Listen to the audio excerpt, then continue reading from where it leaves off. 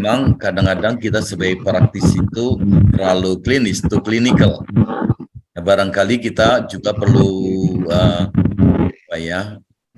proses pemahaman saya, kita mungkin juga perlu melihat the wave gelombang kelima dari psikoterapi, misalnya menggabungkan antara psikoterapi individu dengan social justice misalnya. Saya membaca buku Pak Nurman Hajam sebenarnya tentang itu, tapi dia juga belum belum menggabungkan dengan klinik, dia masih terlalu teori dan penelitian. Saya kira menarik. Nah, kemudian yang gelombang keenam kan mengenai spiritualitas sebenarnya tahun 2000. Ketiga keempat multikultur, kemudian cross culture dan sebagainya, saya pikir menarik untuk kita perhatikan juga. Nah, ini barangkali juga jebakan-jebakan to clinical itu bisa diatasi ketika kita ada diskusi bersama, bagaimana itu dipraktekkan secara klinis. Tentu mungkin tidak bisa kita lakukan sendiri. Kerjasama antar profesi penting saya kira di situ.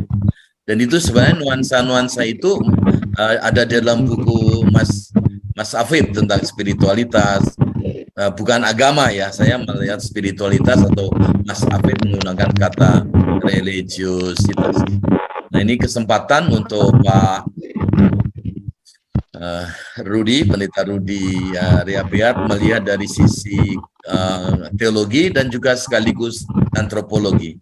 Silakan Pak, sekitar 20-25 menit. Baik, terima kasih Pak Toto, dan salam kenal buat semuanya. Ada 50 orang yang di layar.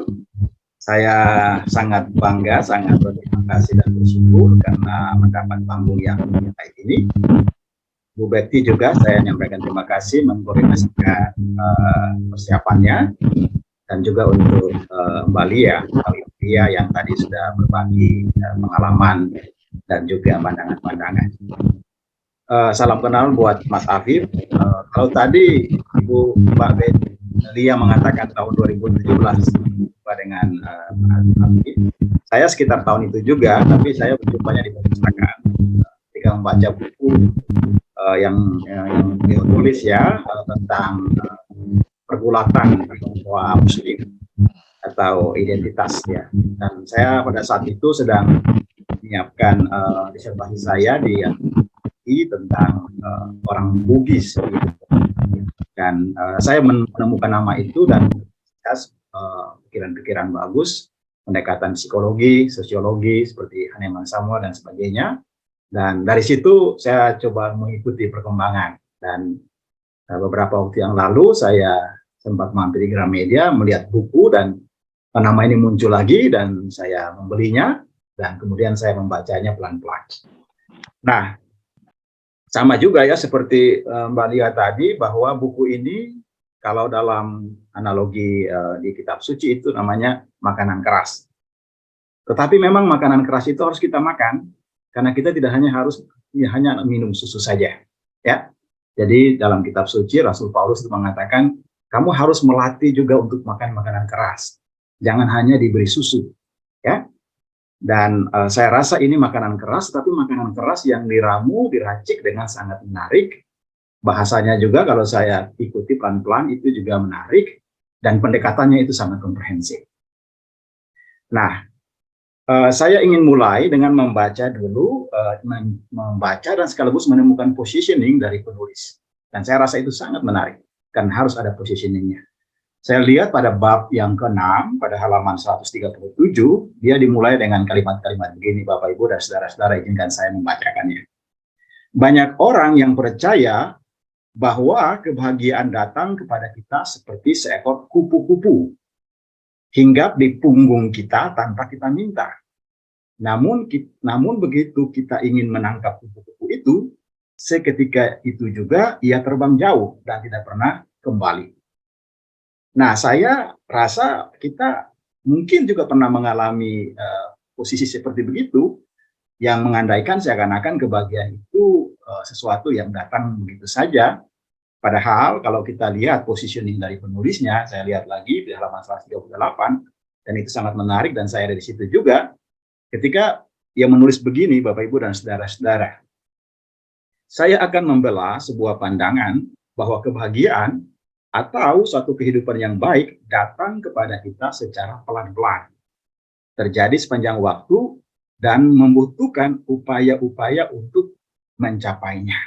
Nah, ini saya merasa bahwa ini temuan ataupun pandangan yang penting untuk kita lihat, sehingga kita tidak terjebak dalam pandangan kebahagiaan yang bersifat romantik ya, yang seperti penulis katakan, tetapi memang selalu bersifat dialektik ya, kalau kita memakai filsafat Hegel, bahwa sesuatu itu memang harus selalu berproses antara satu posisi tesis, kemudian antitesis, dan menemukan sintesisnya, kira-kira begitu. Dan Bapak Ibu, saudara-saudari sekalian, saya juga melihat bahwa pendekatan lintas ilmu atau pendekatan transdisipliner sangat kuat dalam buku ini, ya. Sehingga saya juga tidak akan terlalu kaku untuk memposisikan diri saya sebagai seorang teolog atau yang belajar agama-agama, karena saya rasanya sudah mencoba untuk keluar dari situ. Nah, dulu waktu saya kuliah S1, saya menulis tentang sumbangan psikologi untuk percakapan pastoral. Jadi saya sudah agak muak dengan pendekatan yang terlalu berpusat kepada kitab suci. Lalu saya belajar psikologi secara pelan-pelan. Kemudian saya belajar lagi S2 saya di Universitas Katolik Sanata Dharma Yogyakarta. Di situ teman-teman saya sebagian besar adalah orang Islam yang berasal dari UIN Sunan Kalijogo dan juga dari berbagai macam suku bangsa yang berbeda-beda, mulai dari Aceh seperti Tempo Kemal Pasha yang mungkin sangat aktif menulis di Kompas dan lain sebagainya. Dan kemudian saya keluar lagi dari satu pendekatan yang saya jelajah, yaitu antropologi. Dan ini dan saya rasa itu juga yang menjadi biografi dari Mas Hafiz, saya rasa ya. Nah, bagaimana pencarian dirinya untuk menjelajah psikologi, kemudian juga mempelajari, pasti ya satunya juga ada kaitannya dengan teologi atau agama-agama, dan juga filsafat seperti yang sekarang dalam buku ini. Nah, Bapak Ibu dan saudara-saudari, ketika pada bab yang berkaitan dengan religiositas, nah ini juga menarik dan sekaligus juga memberikan suatu peneguhan kepada kita bahwa memang agama-agama atau religiositas itu tetap ada dan tidak akan dianggap selesai dengan adanya misalnya pemandangan dan sekularisme yang mengandaikan bahwa perkembangan peradaban akan bersifat linear dan pada akhirnya agama-agama ditinggalkan. Nah, positioning dari buku ini khususnya pada bab yang membicarakan tentang religiositas dan psikologi itu memberikan satu konfirmasi kepada kita bahwa religiositas merupakan mata air yang juga akan selalu membawa manusia kepada apa yang disebut sebagai kebahagiaan. Nah, kalau saya mencoba berbagi sedikit perspektif teologi Kristiani, maka tentu saja di sini ada banyak pendeta, juga kita semua membaca sumber yang sama. Dalam kitab suci Perjanjian Baru atau Perjanjian Lama misalnya, ada hikmat-hikmat Ibrani yang berbicara tentang kebahagiaan, dan misalnya dalam Mazmur pasal 1 berbicara tentang jalan menuju kebahagiaan itu, jalan orang fasik dan jalan orang benar. Ya, saya rasa itu cocok juga dengan diksi yang digunakan dalam buku ini, awal perjalanan, berjalan dari dalam diri, berjalan melampaui diri, dan mengakhiri perjalanan.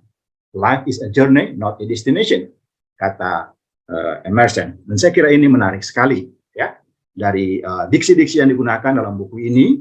Dan diksi ini saya merasa juga merangsang imajinasi, ya.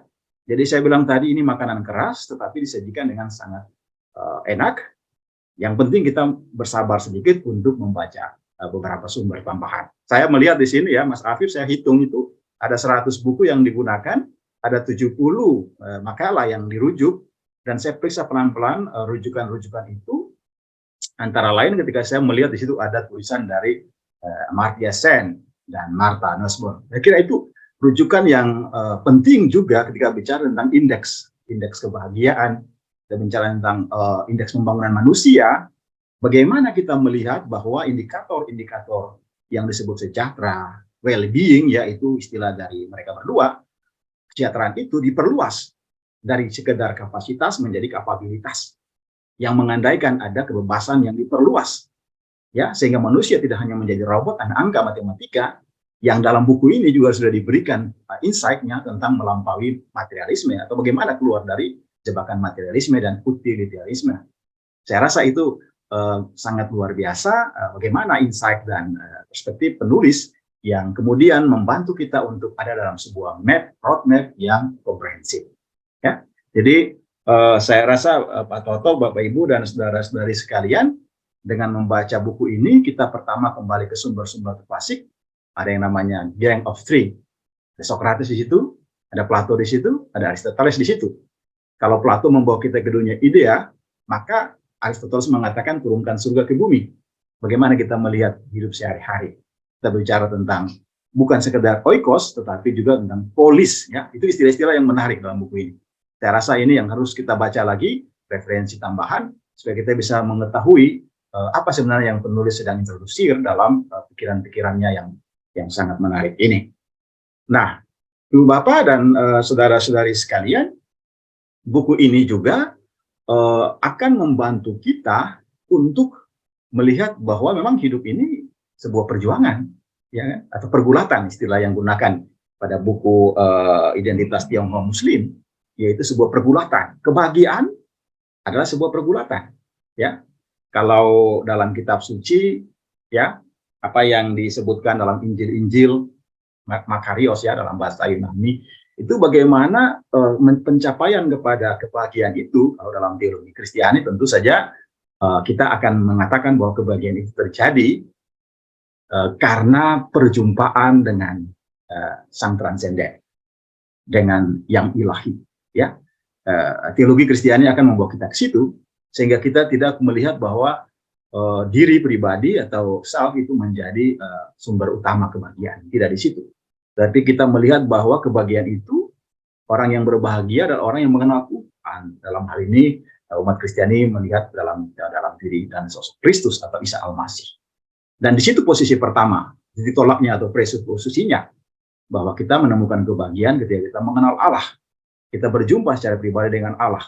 Bahwa kemudian nanti dalam perjumpaan itu, lalu ada juga agenda-agenda yang harus kita lakukan. Ya, berbahagialah orang yang membawa damai, berbahagialah orang yang lembut. Itu kan implikasi-implikasi lanjutan dalam perjumpaan dan pengenalan kita akan Allah.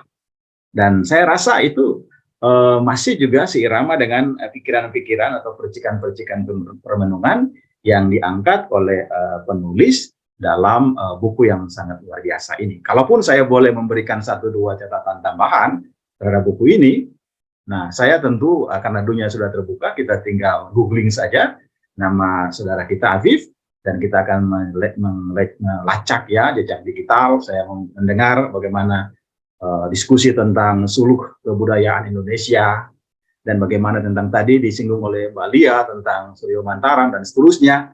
Itu berarti apa? Itu berarti kita kembali juga ke sumber-sumber lokal. Saya meneliti kebudayaan orang Bugis, ya, walaupun saya orang Ambon, tapi saya merasa bahwa apalagi sebagai antropolog, saya tidak hanya akan berputar kepada kebudayaan saya saja, saya harus membaca satu animal kebudayaan yang lain, dan saya memilih untuk membaca kebudayaan orang-orang di Bugis Makassar. Dan misalnya, orang-orang Bugis Makassar akan merumuskan kebahagiaan sebagai sesuatu pemenuhan apa yang mereka sebut sebagai siri, harga diri, ya, harga diri, bahwa mereka akan disebut, ya, menemukan kebahagiaan itu ketika mereka bisa, ya, mungkin istilah dalam psikologi aktualisasi diri, ya, bagaimana mereka bisa berhasil dalam ketika mereka menjadi migran di negeri orang, bagaimana di situ mereka menemukan pencapaian-pencapaian. Tetapi yang menarik juga dalam kebudayaan Bugis bahwa mereka juga terhubung dengan orang lain, seperti dalam buku ini, bahwa tidak mungkin kita berbicara tentang diri melepaskan dari orang lain, dari other, ya. Dan itu juga sangat teologis, saya rasa, karena kita tidak hidup untuk diri sendiri. Bahkan figur seperti Kristus pun dia datang sebagai altruis, sebagai orang yang menyerahkan dirinya untuk kepentingan banyak orang. Nah, mungkin, ya, kalau boleh dipertajam lagi, kebahagiaan itu berkaitan juga dengan sacrifice, pengorbanan. Nah, ini mungkin juga yang bisa didalami, ya, kita coba lihat bersama. Tidak ada kebahagiaan tanpa pengorbanan, ya. Dan itu kita alami, saya rasa kita semua mengalami itu dalam hidup kita. Dan seperti tadi Ibu Lia mengatakan, tentu saja setelah kita mendapat satu map yang sangat komprehensif, pasti kita akan berbicara tentang agenda-agenda praktisnya. Dan Pak Toto dan teman-teman sedang melakukan itu di level basis. Saya sebagai pendeta juga melakukan itu dalam praktik sehari-hari saya. Atau dalam istilah antropologi, kita tidak terjebak dalam antropologi sekali-sekali, tapi antropologi sehari-hari. Jadi menghidupinya. Dan membaca secara makro supaya kita tidak mengalami kebuntuan-kebuntuan. Buku ini membantu kita keluar dari kebuntuan. Ya, kita tidak hanya bicara tentang tips and trick. Terlalu banyak sekarang orang menawarkan tips and trick, termasuk untuk mental health.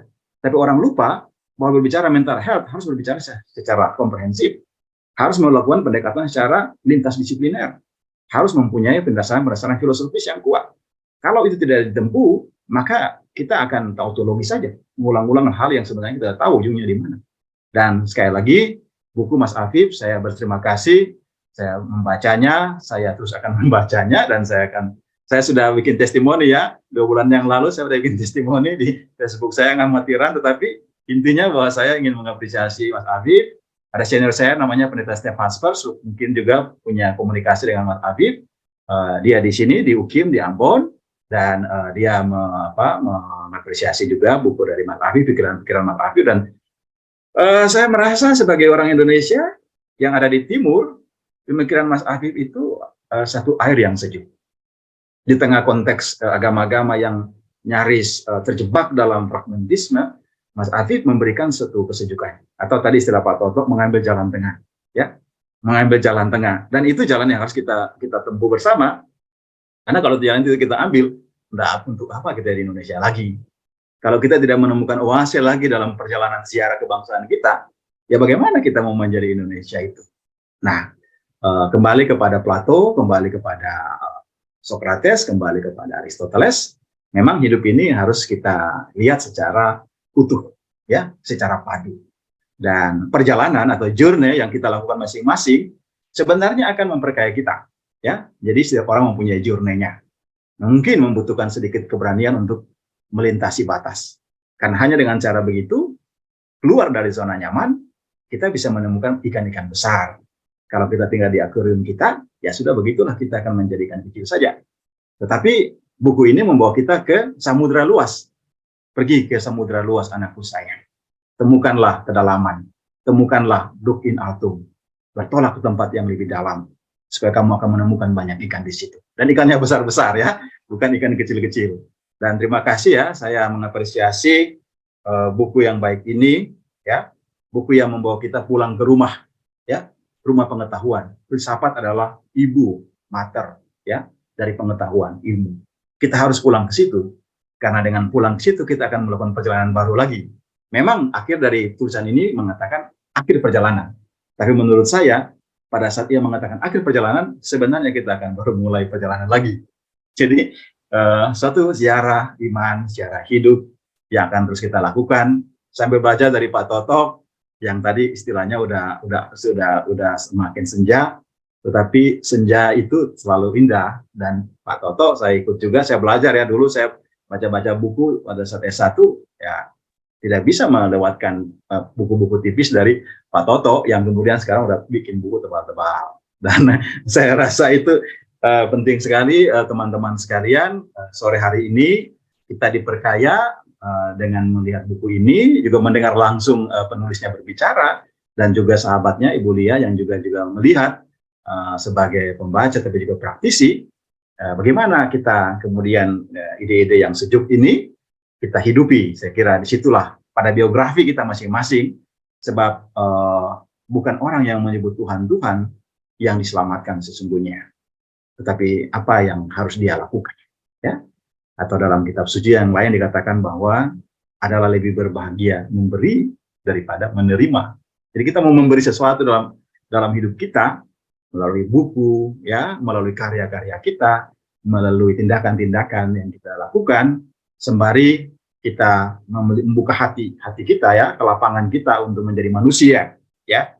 Saya merasa di titik itu kita berjumpa. Saya tetap terhubung secara psikologis dan secara spiritual dengan Mas Afif, walaupun saya tidak mengenal secara fisik, tetapi saya terhubung secara spiritual dengan beliau, dan saya berdoa Mas Afif tetap menjadi bagian dari kekayaan Indonesia kita, dan akan terus kita terhubung dalam satu Zamrud Khatulistiwa yang saling mengapresiasi dan kita akan bekerja sesuai dengan lingkup kita, teman-teman di Toraja, di Sulawesi, teman-teman di Riau, di Jambi, ya kita akan terus bekerja dalam semangat kebangsaan kita dan semangat kemanusiaan. Dan sekali lagi, mudah-mudahan dengan cara kerja yang sedemikian, kebahagiaan itu memang kita raih sebagai sebuah proses, ya, prosesual, konstruktivis, ya, bukan sesuatu yang esensialis, ya. Kalau kita menggunakan paradigma itu, kita tidak terobsesi, dan termasuk tadi kutipan saya, ya bukan kupu-kupu yang datang, tapi memang pelan-pelan kita perjuangkan